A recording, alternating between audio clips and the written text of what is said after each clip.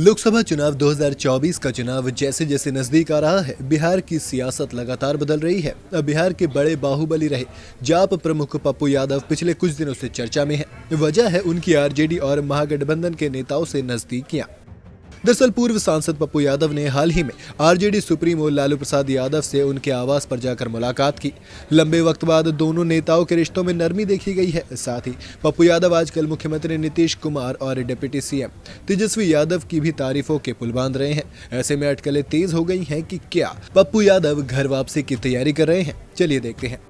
अभी हाल ही में भागलपुर में निर्माणाधीन पुल गिर गया। इस मुद्दे पर पूरा विपक्ष नीतीश सरकार पर हमलावर हुआ, मगर पप्पू यादव ने सीएम नीतीश और डिप्टी सीएम तेजस्वी यादव का बचाव किया और बीजेपी पर इस हादसे का ठीकरा फोड़ा।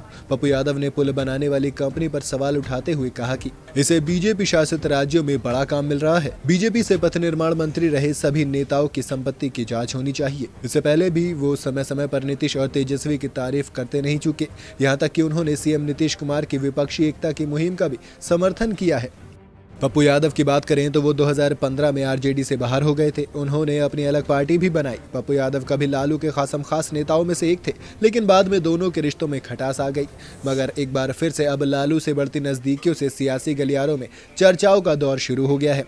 पप्पू यादव की बात करें तो 90 के दशक में जब बिहार में जातिगत हिंसा बढ़ने लगी, तब पप्पू यादव का नाम तेजी से उभरा। कोसी और सीमांचल के क्षेत्र में कई जातिगत हिंसाओं में पप्पू यादव का नाम आया। हालांकि बाद में पप्पू यादव ने अपनी छवि को सुधारने की पुरजोर कोशिश की। पप्पू यादव पूर्णिया से 3 और मेघपुरा से 2 बार सांसद रहे। उन्होंने आरजेडी के अलावा निर्दलीय चुनाव लड़े और जीते। 2014 के लोकसभा चुनाव में आरजेडी ने मेघपुरा लोकसभा सीट से पप्पू यादव को उम्मीदवार बनाया था। पप्पू यादव ने मोदी लहर में भी इस सीट से जीत दर्ज की। उन्होंने जेडीयू के वरिष्ठ नेता शरद यादव को बड़े अंतर से हराया था। 2015 में वो आरजेडी से बाहर हो गए और जन अधिकार पार्टी के नाम से नई पार्टी बनाई। 2019 में उन्होंने जाप के टिकट पर मेघपुरा से चुनाव लड़ा, लेकिन उन्हें बुरी तरह से हार का सामना करना पड़ा।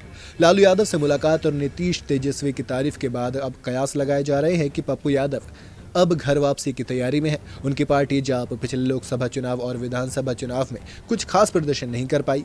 आगामी चुनाव में भी एनडीए और महागठबंधन के बीच ही मुकाबला होने की संभावना है। ऐसे में पप्पू यादव के अकेले रहकर चुनाव लड़ना टेढ़ी खीर साबित हो सकता है। इसीलिए राजनीतिक जानकारों का मानना है कि 2024 के लोकसभा चुनाव से पहले पप्पू यादव भी महागठबंधन में शामिल हो सकते हैं। आपको क्या लगता है कि क्या ऐसा होगा? मुझे कमेंट में जरूर बताइएगा।